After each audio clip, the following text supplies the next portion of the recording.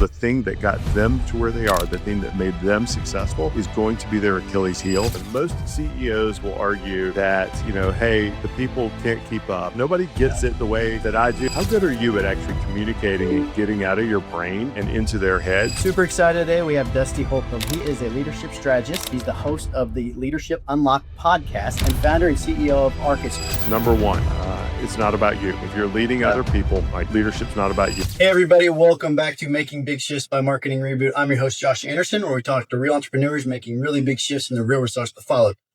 Super excited today. We have Dusty Holcomb. He is a leadership strategist. He's the host of the Leadership Unlocked podcast and founder and CEO of Arcqus Group. Welcome to the podcast, Dusty. Hey, man. Thank you so much for having me, Josh. This is exciting. I'm honored to be here. I appreciate that. Thanks for the flattery. Let's go. Good start. Hey, man, we start with marketing puffery. That's all about making a big shift.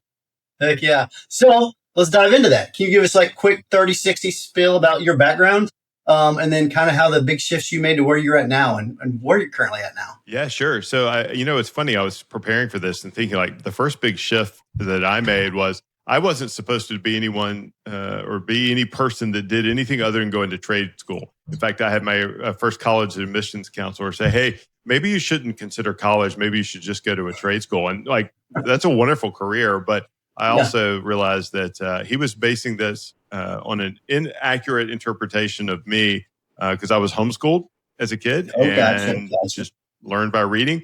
And instead, I went to college, handed in my diploma when I graduated, summa cum laude, and said, thank you for the motivation. Yeah. And it got Keep lit in up. Receipts. Keep the receipts. I got lit up for a life of leadership by a retired colonel. And I've spent my entire career learning how to lead others, learning how to motivate, learning how to ensure that we achieve the amazing results that are possible by ensuring that the right people are focused on the right thing at the right time. Got it. So let's do a hot take really quick. What's one leadership belief you think that most CEOs will argue with you on? Ooh, that's a great one. Most CEOs will argue that, hey, the people can't keep up. And I hear it all the time is nobody gets it the way that I do, and they can't understand. They can't keep up with in my head. And I always have to have this conversation, which is around, well, exactly how clear are you in communicating your vision, what's in your head, and making sure that they understand it? Because what I hear about a lot, and I work with a lot of CEOs, and what I hear is they don't understand. They can't keep up. And I always have to go, how good are you at actually communicating and getting out of your brain and into their head? And the thing I always hear is, well, I've told them once. Like, dude, until you tell them 7, 8, 9, 10, 12 times, it's still in your head.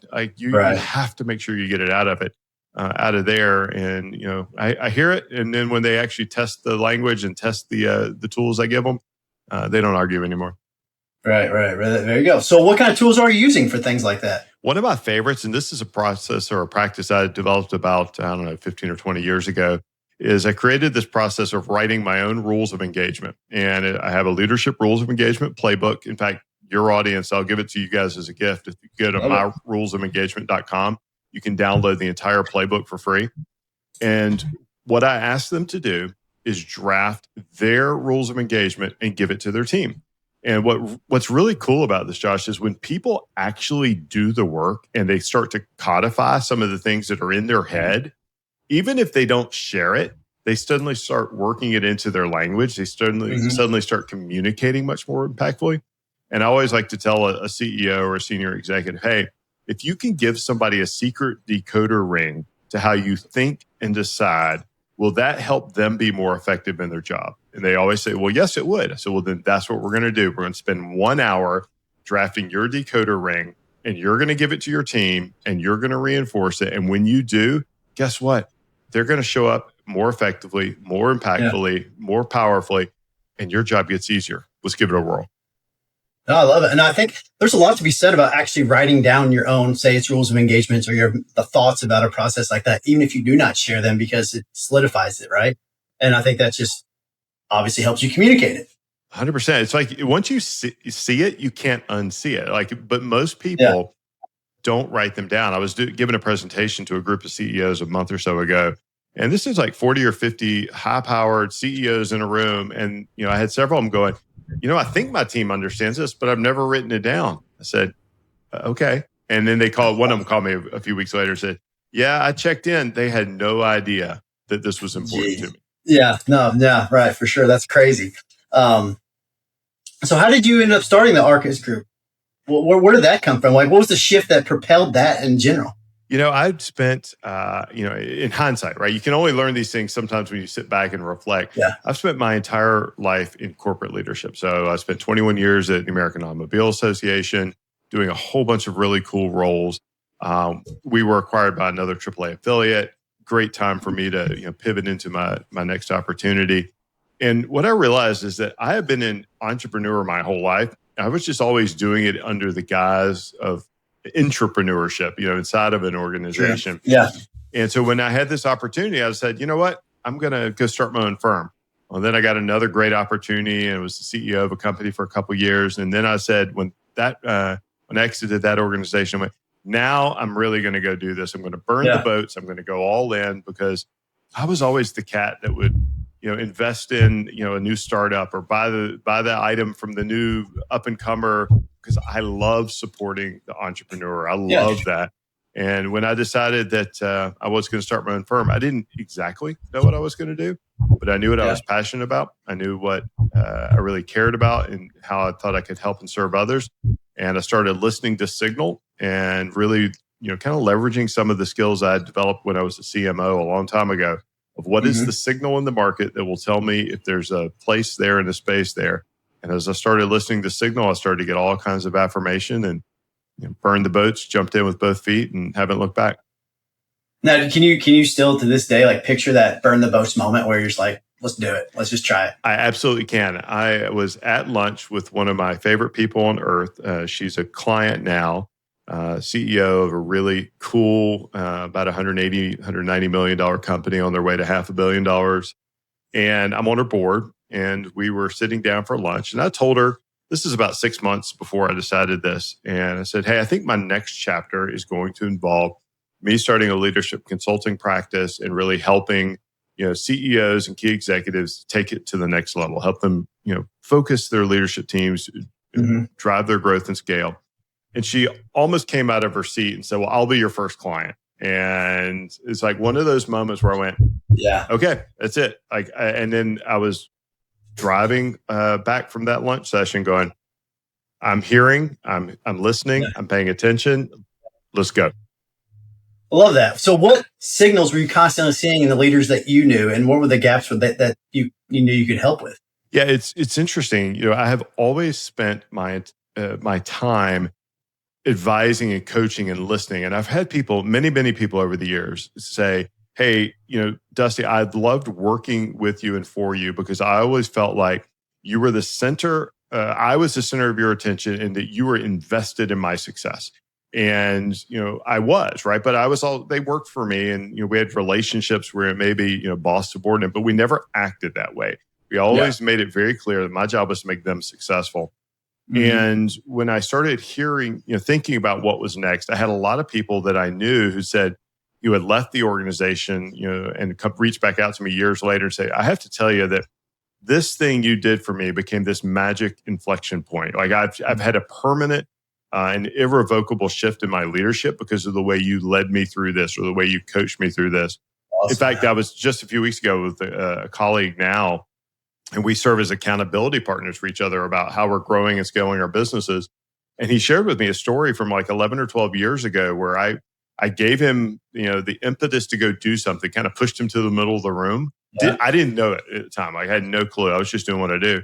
And he says, that moment and that reframe of how I show up has permanently shifted how I show up in my leadership. And it's changed my entire trajectory. And I think it's that idea of we create these moments as leaders that become compound effect over many years. We don't always know them. I was listening for signal like that, and that's what made me decide, it's just the right way to go. Yeah. Well, now that you're in the thick of it and dealing with it on a daily basis, right? What are the most common gaps that you see leaders having? Is it obviously a lot of times in the founder-led company, it's like push harder, grind more, right? And then but that can only go so far. Yeah, it can. So the most common thing I see, and I would say it actually perfectly correlates with what you just said, is we'll start a question or conversation around an execution gap. Like that's the thing that we as leaders and managers are trained to see is there's a gap in execution. There's a problem here. And what we tend to do is we tend to lean into how do we solve the problem without actually, especially at the founder, CEO, senior leader level, stepping back and going, actually, it's not an execution problem. That's just an outcome of something that has happened upstream. There are two issues we need to deal with. We need to first make sure that we have clarity. And if we have clarity, have we built alignment? And only then can you get execution. Execution is always an outcome of something. And if we built clarity and then we've enabled alignment, then we can execute. And then if we do that well, man, if we go back upstream and we just get rock solid on what we're trying to do and how we're going to get there, and then we build alignment with our teams, it's almost magical. The execution comes. Right. But if you haven't done the first two, it doesn't matter. Yeah. And like a lot of that clarity, where do you get the validation from? Like from the market validation, right? Or is it, does that make sense? So I'm saying like, we have company A and they sell XYZ widgets, right? And they're kind of everywhere. And you come in, help the team, the leadership team get clarity around the organizational structure or the market as well, or a little bit of both. It's a little bit of both. So I would say that the most common thing that happens is we have tons of opportunities, right? Everybody, there's always a world of opportunity that we're chasing. And I would say that the most common thing I see is this diffusement. Like they're spread too thin. They're not focused on the most important thing. They're not going back in and saying, what is it that we actually do? We're trying everything. No. What do we need to do to get crystal clear on what is the value that we create for our customer? How do we uniquely provide that? How do we reinforce it in our messaging? How do we reinforce it in our actual delivery? And how do we learn all the time? So often I talk about with clients and CEOs, that we get myopic, and I'm guilty of this too. I think all leaders are. We get myopic on what we do, and we forget about what is the value we create. And so we go back to what is the value we create? How do we uniquely do it? And how do we just laser in on that one thing? And it's amazing how powerful it is when you get simple. And I would say that that's the hardest thing in the world, right? Is, to do the hard work, to dig in and get simple clarity about what it is the customer value, what they're going to pay you for, and how do you do more and more of that. Right. Yeah, that's the high leverage leadership can do, right? But a lot of times leaders, I've done this myself, where I think I can only do a certain amount of things. I become the bottleneck for some of the things that happen. So walk me through what you actually do when you start with a company and where the founder is the bottleneck and like he's really holding things back. And what's the first thing you would tell that founder? Yeah. So the first thing I'll do is just start asking questions. I'm a big fan of the Socratic method and say, okay, well, help me understand what it is that is holding the organization back. And they're always good at listing that. And it's typically this person, that person, I don't have time, blah, blah, blah. Okay. What are the reasons for these things? Well, this happens because I'm the only one that knows this, or I'm the only one who can do that. Great. What would have to be true or different in order to create a remarkably different outcome? Well, we then dig into that question a little bit. What would have to be true or different? One of the things that I firmly believe is that in order to get unstuck in a present moment, we have to go to the future and work our way backwards. One of the things that I see really challenging leaders is we want to take where we are and then leap forward. And I don't think that's the right place at all. What we have to do is say, okay, a year from now, what does tremendous, wild, amazing success look like? What does it feel like? What does it taste like? Let's get really vivid here. And then we start answering the questions. Okay, what's going to have to be true or different to do that? Well, I can't be stuck in this thing. Okay, good. If you can't be stuck in this thing, what would have to be true or different to make that happen? Well, I need the right people. Great. Do you have the right people? Yes, I do. What do they need to know? Like we start actually working down this path of identifying the real bottleneck. And a lot of times it's them and their ability to get things out of their heads, trust another person to deliver. And I would say I've got a specific client that comes to mind right now as I tell this story. It's enabling others to perform and deliver the work that's focused on the outcomes, not on the process. Like it's not how the work gets done that really, really matters. It's Yeah. making sure that we spend our time articulating what great looks like and what done looks like. And when they do that, we can start actually getting the delegation to go on. One of my key phrases I always use with folks, and this is very, very simple, is leaders, CEOs, founders have to be exceptionally good at articulating what must be done by when, and avoid the how at all cost. Yeah, if you have smart enough people around you, right, they're going to make sure they get there. Yeah. Yeah, love it.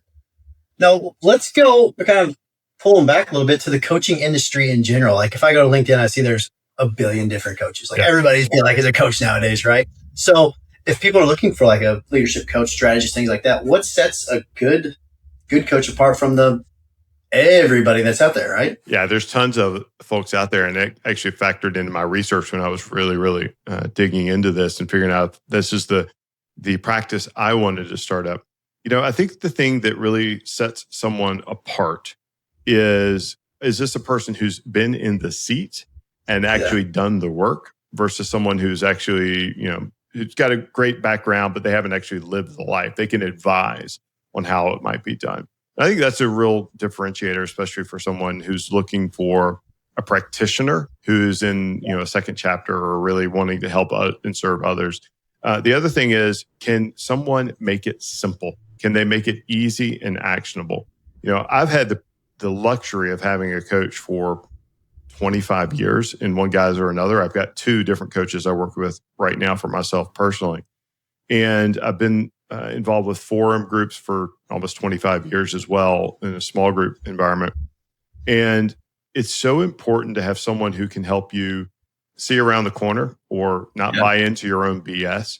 So if you're looking for someone to, as a coach, you've got to have someone who, in my opinion, who's been in the seat, can speak to you experientially and give you perspective that you don't have, expose your own biases. I always tell folks, you can't read the label from inside the jar.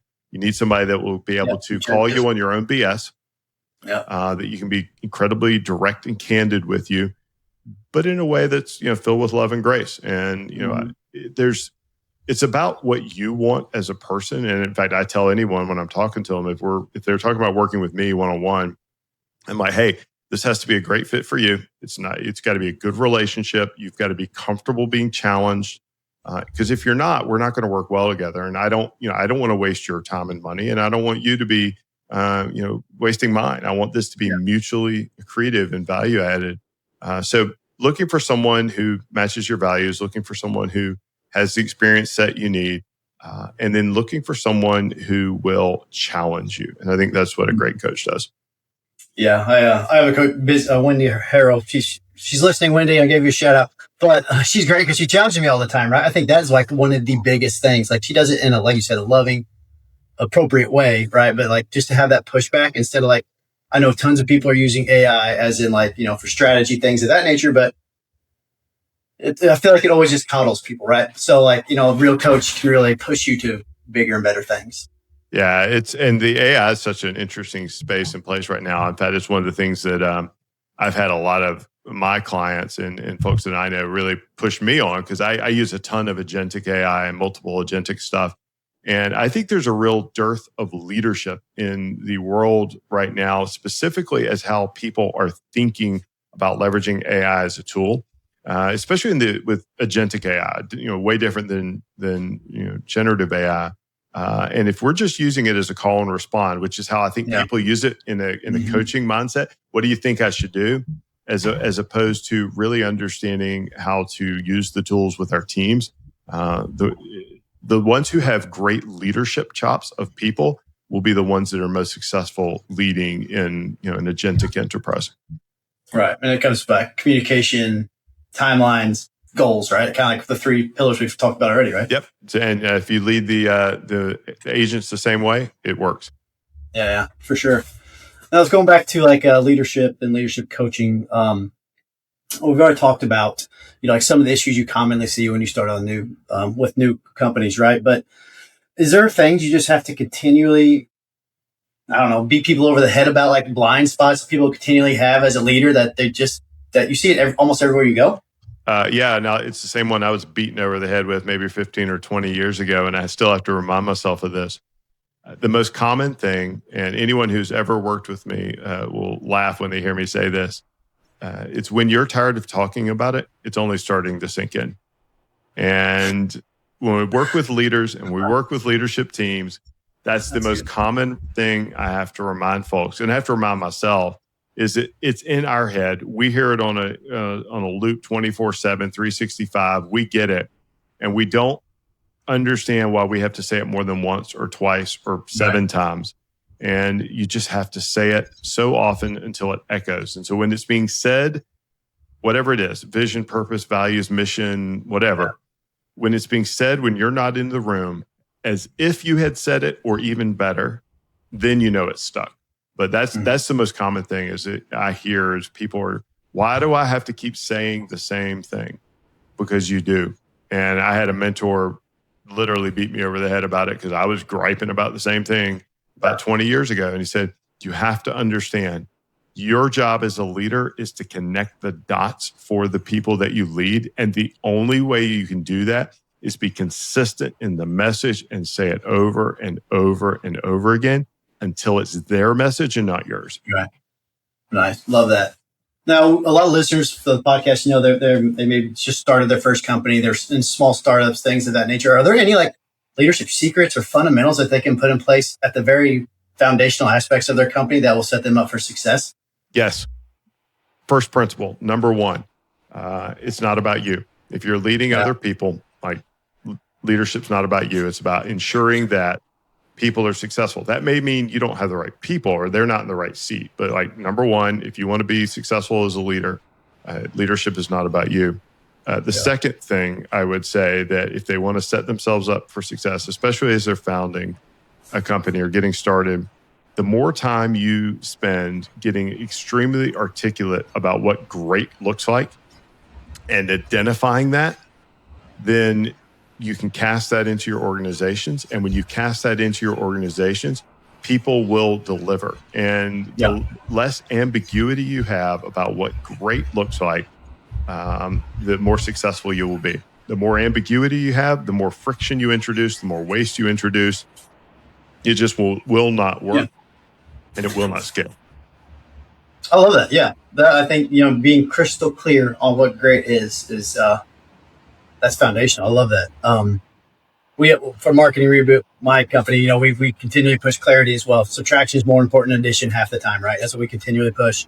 And a lot of times what we see in marketing teams is that they're just trying to do way too much and not have a core focus on anything. So whoever gave them directive was never telling them what great should be, right? So I think that can go into any department or company.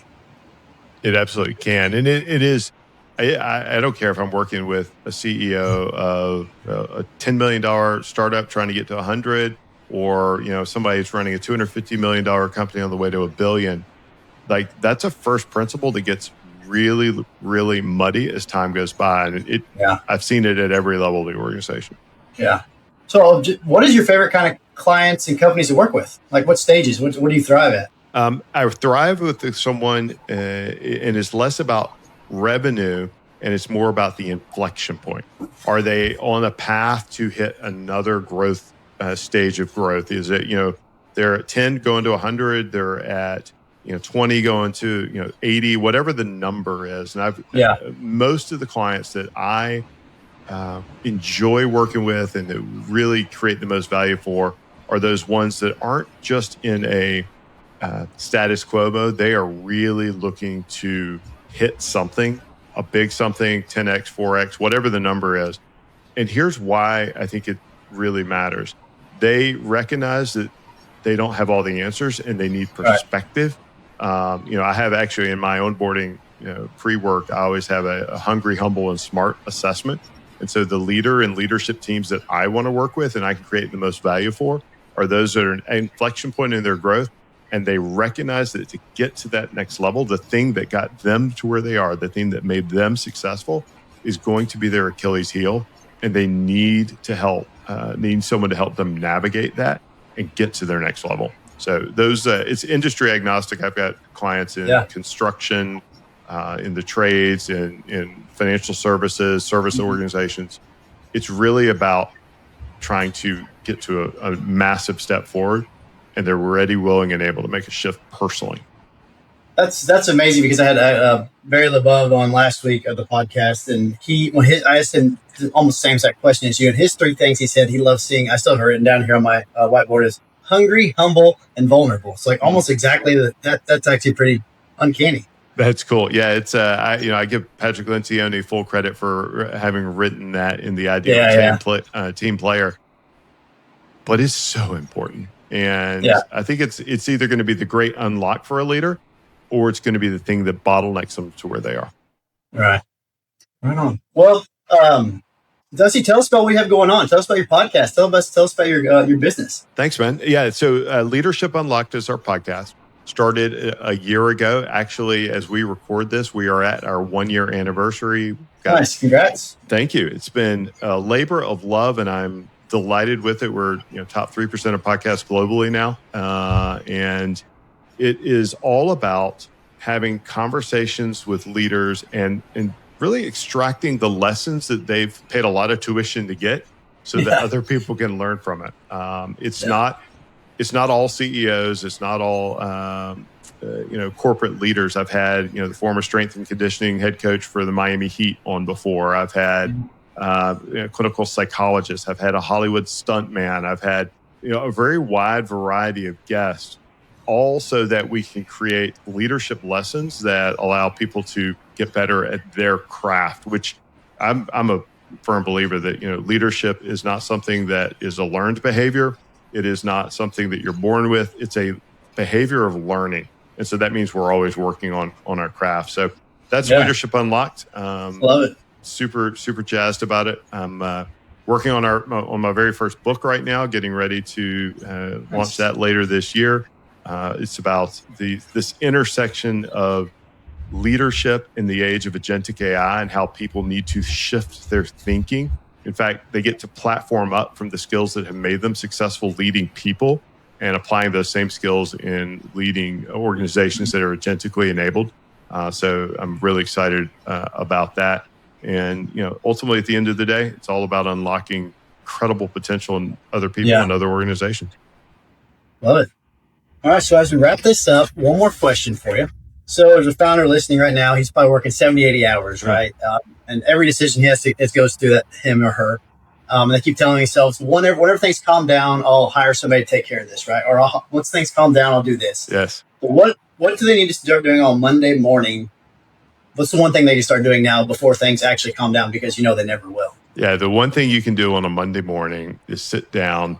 In fact, I would say that this is the single most important practice you can do. And I do mine on Sunday afternoon. But sit down and make a list of the outcomes that will have happened at the end of the week that will materially move you forward. I'm not talking about time blocking. I'm not talking about the most important things. I'm talking about the outcomes that you will ensure have happened, and that protect, preserve, and defend your time to make sure those things happen. And if they are outcomes that only you can do, awesome. If they are outcomes that others can do, find a way to get them off your plate and identify the most important outcomes that matter that only you can do. So it's a progression there. But if you start on Monday morning and write down the outcomes of success at the end of the week, and then you review that on Friday, I think you'll be in a great spot. It's a huge unlock. Yeah, for sure. Last question. I forgot to ask this. Where can people reach out to you, find more information out about you? Yeah, so they can go to arcqusgroup.com, ARCQUS group.com.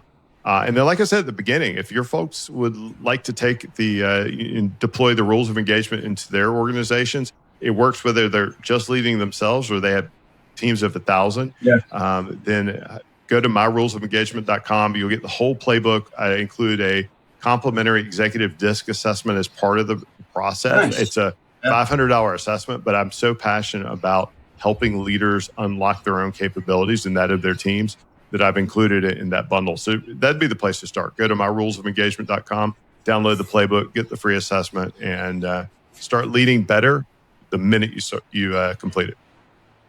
Appreciate it, Dusty. Thank you very much for offering that to listeners, and thanks for your time today. You're quite welcome, Josh. Thanks for having me, man. Really appreciate it. Yeah, it's been a blast. All right. Everybody, thank you so much for listening to Making Big Shifts by Marketing Reboot. Be sure to like, subscribe, and share. I'll catch you on the next one.